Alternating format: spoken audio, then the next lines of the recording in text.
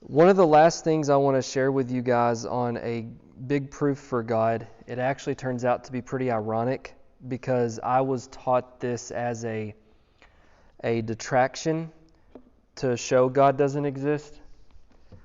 But I hope to show you that I learned it's the other way around. And it's the problem of evil. So let's ask this question then. Does God exist? But let's look at it tonight with a specific idea in mind.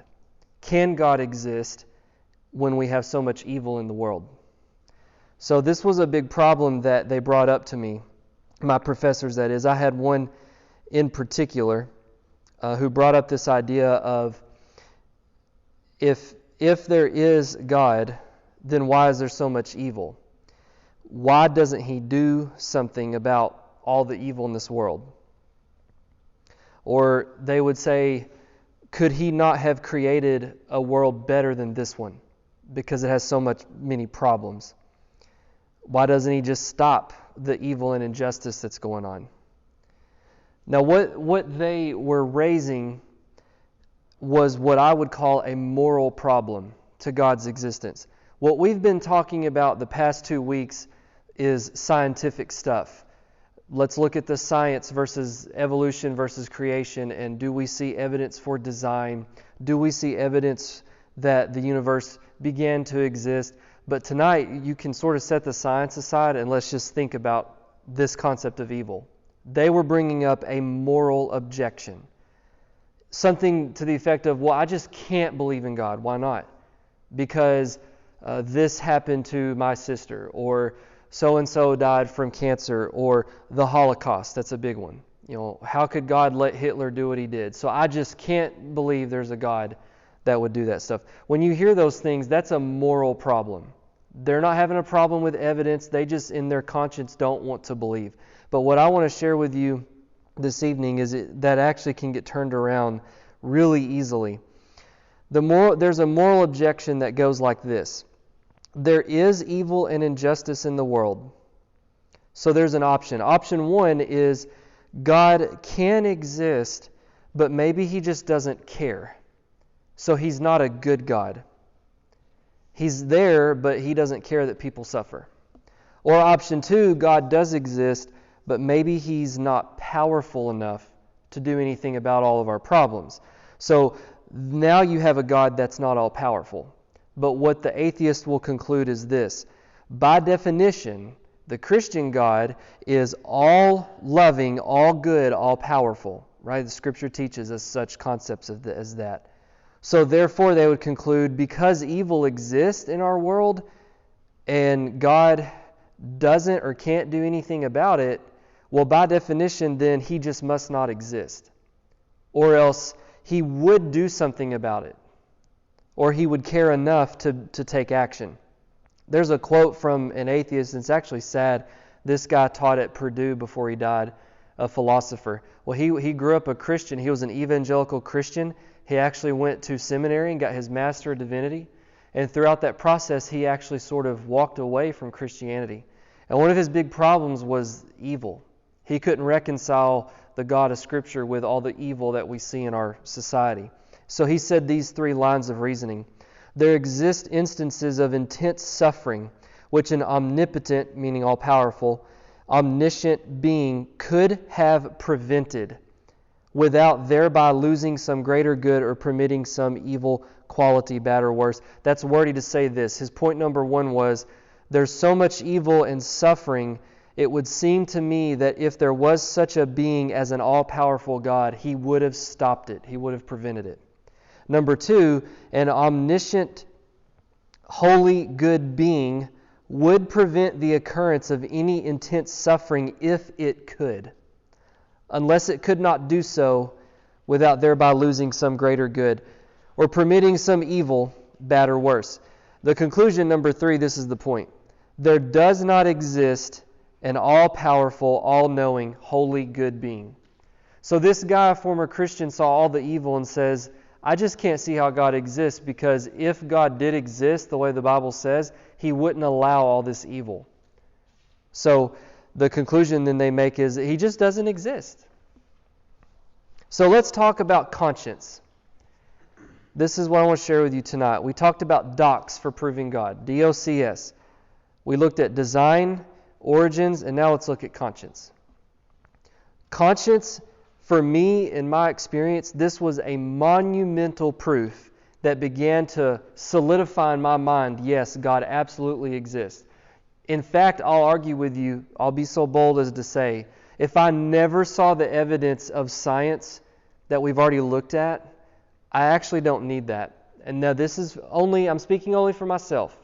What I learned through this problem of evil and justice was enough to convince me I don't even have to see the science. Now the science helps, it's a bonus. But I just want you to know, for me, I was super passionate when I learned this stuff that this is it for me. Let's start with this. I'm going to argue to you tonight that conscience, our conscience inside our souls, is one of the biggest proofs that there must be a God. So with that in mind, let's start. Where do our ideas of good and evil even come from? Have you ever thought about that? I mean, have you ever, just in your silence of your soul, thought to yourself, we call something happened good, or we call that this happened evil, or we say there was injustice, or we say that someone suffered or they flourished. There's a concept we talk about things that happen, but have you ever pondered to yourself, where do we even get our language to use that kind of talk? To call something good or evil, good or bad, right or wrong, they suffered or they flourished. So I'm getting at the why. Someone, won their game. Well, that was good. Why was that good? Why do we call it that when you win it was good versus why don't we live in a world, and I know this gets weird to think about, but think about the hypothetical opposite. Why is it that we don't live in a world where when you win, it's bad? You get what I'm saying? Like that, you say, well, that doesn't make sense. It doesn't make sense in our world. But I'm trying to just say, pretend for a moment that we lived in a world where the opposite is true. He got cancer and it's terminal. Wonderful. I'm excited for you and your family. Like, we don't talk like that because that's not reality.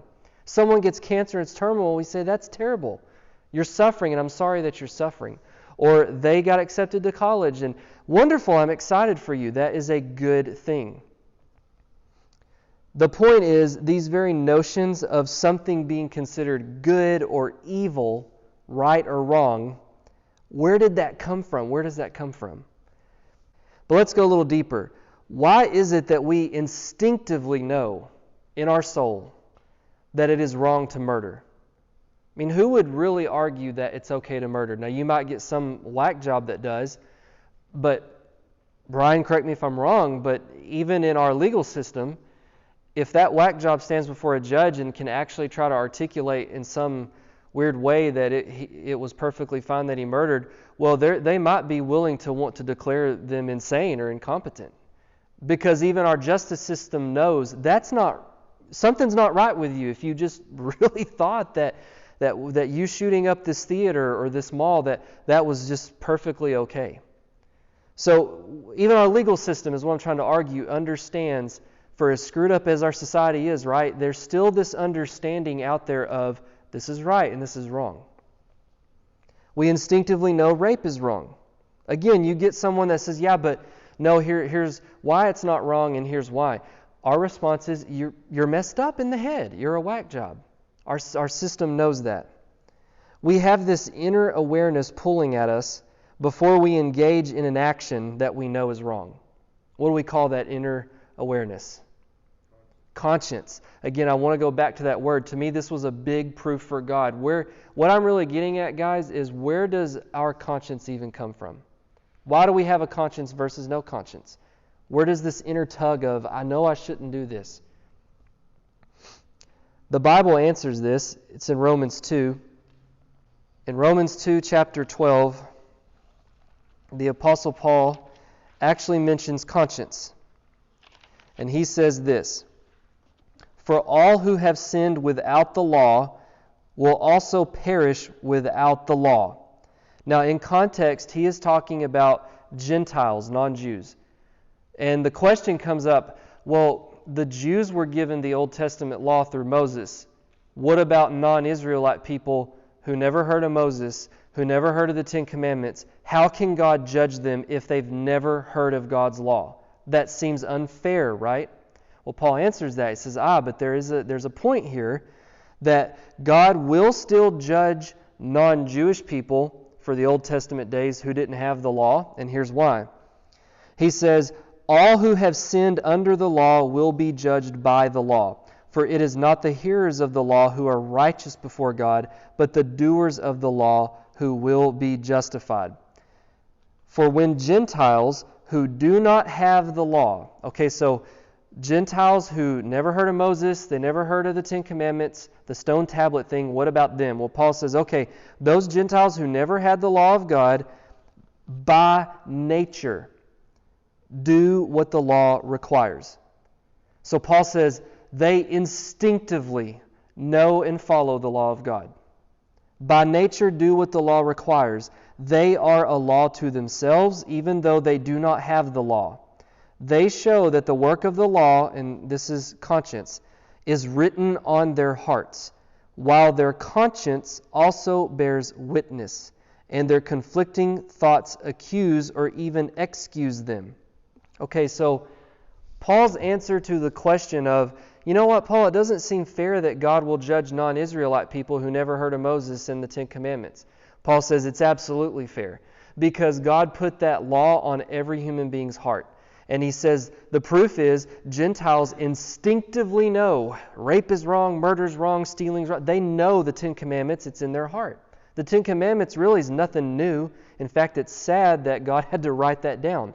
So Paul's sort of saying you should just know from your conscience that I shouldn't lie, I shouldn't steal, I shouldn't take your stuff, I shouldn't take your wife, I shouldn't murder you. You should know that stuff. And that is how God will judge everybody because He's put the conscience in our heart. So again, God has given humanity a conscience. And to me, that's a big proof for God. Because we can sit back and just ask ourselves, where did this conscience even come from? Someone might say, well, there really are no real rights or wrongs. What's right for me may not be right for Mark. What's wrong for Mark might not be wrong for me. He might not can do it, but I might can do it. But again, Mark may say, I'm not sure that murder's really always wrong. Okay, Mark, can I murder you? Can you ever think of a scenario where I can murder you? A person in their right mind should always tell you, no, you can't murder me. That's wrong. Exactly. That's the point we're trying to make. We don't live this way. People who say, well, look, it might be okay for them, but not for me, or we don't live that way. If someone says that to you, well, I'm just not sure that really there is such a thing as real rights or wrongs. Just ask them back. Can I murder you? Can I take your stuff? Can I steal your truck, your car? Well, you can't do that. It's mine. Who says? What if I argue it's right for me to steal your stuff? Well, but the law says, yeah, but laws change. What does it matter what the law says? If I feel like it's okay, why can't I do it? The point I'm trying to get at is we know through conscience these things are wrong. I can't murder you. Why? It's wrong. We know it's wrong. There was a Nazi philosopher in World War II. He loved Hitler. His name was Martin Heidegger. Martin Heidegger lived in France when the Germans took over a lot of France in World War II. And he wrote a lot of writings and books pro-Hitler. He thought Hitler was the new law, the new order. Well, when the Germans lost and France got their land back, the French government seized all of Martin Heidegger's property. They took his financial accounts, they took his land, they took everything from him. They did that to a lot of the pro-Nazi supporters. That was their punishment because they supported Hitler, and Hitler did all this stuff, so they come back and said, hey, we won, you lost, you're going to get punished. Well, Martin Heidegger said that he wrote a letter to the French government when they took his stuff, and here's what he said. What justice is there in treating me in this unheard of way is inconceivable to me. So think about this. A pro-Nazi philosopher loved Hitler, was okay with Hitler going through Europe and trying to wipe out Jews and killed millions of people, trying to conquer the world. He was okay with that. But then when his side lost and the French government takes his stuff as punishment, his argument back is, this is an inconceivable way to treat me. In fact, he said, there's no justice here. So he wants to appeal to a higher sense of justice. You can't take my stuff. It's my stuff. It's my property. French government said, yes, we can. You supported a madman. We will take your stuff. But the point I'm making to you is this evil, wicked, pro-Nazi guy here, even he instinctively knew, where's the justice in you taking my property? He appealed to a higher justice out there. I just think it's ironic. The point I'm trying to make is even wicked, evil people know instinctively there's right and wrong. The question again is, but where did these concepts of right and wrong, good and evil come from in the first place? Here's my argument I'm going to make, my bold claim, okay? I'm going to try to prove it to you. You cannot have concepts of good and evil if you do not have God. If there is no God, there is no such thing as real good and evil. Imagine for a moment a world where there is no God. Let's pretend that God really doesn't exist and that somehow the world actually could exist. It spawned into existence. Evolution's true. It just happened to be here. Okay, so we're living our lives. We're the products of evolution. There's no real purpose to our lives. We're just here by chance and dumb luck. Okay, let's pretend that that's happening. Who gets to decide then in our society what is right and what is wrong? Who gets to decide the laws? Do y'all get what I'm saying? My argument would be, well, people get to decide for themselves. We are the law. We are the right and wrong. We kind of come together as a society and decide, well, we believe that murder's not a good thing for our society. Because if we all murdered each other, then we would die off. So let's just not murder. And we also believe that maybe theft is bad because if we steal each other's stuff, then we'll all murder each other and then we all die off anyways. So we're sort of left to ourselves to decide what's right and wrong. But here's the problem. Which group of people gets to decide what is right and what is wrong? Don't we see that today in our society? Why do we have wars in the first place? Because some group of people decided that either they need this land or that their view is better than this other group of people, or in Hitler's case, the superior race. He thought, if I kill off all the Jews or re-educate them, I'm helping humanity. Who's to say Hitler was wrong in a world without God? Do you get what I'm saying? It's weird to think about, but think about that though. How can we say a madman like Hitler was wrong? My argument, if you don't believe in God, it's just left up to your opinion. Hitler thought he was right. The pro-Nazi people thought they were right. Who says they were wrong? You have no basis if you don't believe in God, is my point. A world like this cannot exist, it could not exist, because a world with no real conscience would never survive. We would all eat each other alive, is my argument. But we don't. Now, we still try to, don't get me wrong, we still have a lot of violence, right? But there's still this inner conscience that's tugging at each of us where Mark was mad at me and I was mad at Mark, but we still walked away and didn't stab each other. It doesn't always work out that way, right? But still, people deal with a conscience. If you have no God, you have no basis for talking about good and evil. If there is no higher power or authority, then people or entities decide for themselves what is good and what is evil, what is right and what is wrong. Therefore, there would be no such real ideas of good or evil. I hope this isn't getting confusing, so let me stop right here. What I'm trying to argue to you is, if you remove God, let's say God, or some might say higher power, whatever you want to call him, okay? If you take out this higher power, higher authority, God, then my argument back to you would be, you have absolutely zero basis for determining anything as being right or wrong, good or evil. It is simply a matter of your opinion and my opinion. Because, at that point, you've lost any real standard of right and wrong. Good would only mean what worked out for you in your favor. So you would say, well, yeah, this is good. Why is it good? Well, because it worked for me. It benefited me. Or how could you say something was evil? Well, it didn't work out in my favor. I lost. But to the other person, let's think of me and Mark, for example. There's no God, okay? And I say this was a good thing. It worked out for me. I got an advantage. I benefited. Let's say theft. Mark has a better vehicle than me. I think he really does in real life. So I want a better vehicle. I don't have the money for it. I'll take Mark's. I'll steal it. Let's say I can do that and get away with it. Okay, that was good. I won. But Mark lost. He lost the vehicle. So from my perspective, theft could be good because it worked out for me. But from Mark's perspective, theft is evil. It's wrong because he's on the losing end of that theft. Do you get what I'm saying? So, but in a world without God, my argument is, which one of us is truly right or truly wrong in that scenario? Well, there is no one who's really right or wrong. It's just who had the advantage, who come out on top. Mark lost that round. Sorry, Mark. Better luck next time. So that's just how it would work. You could never speak intelligently about something being truly good or evil in a world without God. Now, this is where my journey was in college at this point.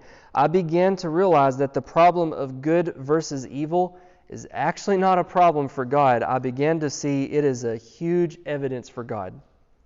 I'll share with you as we keep going again. Because I began to realize that if you don't believe in God, you have absolutely zero basis to claim anything is truly good or evil. You're just simply giving off your opinion. And your opinion is no better than mine, and mine's no better than yours. We, however, do not live in a world like this. We instinctively know right and wrong. We may not, now hear me clearly, there are criminals, right? There's wars, there's criminals, there's terrorists, there's injustice. Okay, I'm not denying that. But what I'm trying to argue for here is, even though we have criminals out there, they know what they did was wrong though. I'm not saying that people don't do bad. What I'm trying to say is people know that they're doing bad, but they do it anyways. We know something's right or wrong. What I'm arguing for here is if you don't have God, you really have no basis to judge that what a criminal did was wrong. You just simply have to say, well, he just did something that didn't work out for that guy. But there's no real higher authority that can say he's actually wrong. He just did something that didn't work out for the other guy. But we have conscience. Conscience teaches us, I should do this or I shouldn't do this. I can do this or I can't do this. Again, even a criminal has conscience. Now, he's not listening to his, but he's knowing before he steals or does whatever that, the law says I can't do this. If I do it, if I get caught, I'll have this penalty. And I would argue in his heart, he's knowing that I shouldn't do this, but I'm going to do it anyways. I'm going to steal or I'm going to do this. So he does it. But my point is, he has to ignore his conscience. Thank you for watching this. If this has been helpful to you, please consider liking, sharing, and subscribing to our channel. Tune in next time as we talk now about how can God and evil coexist.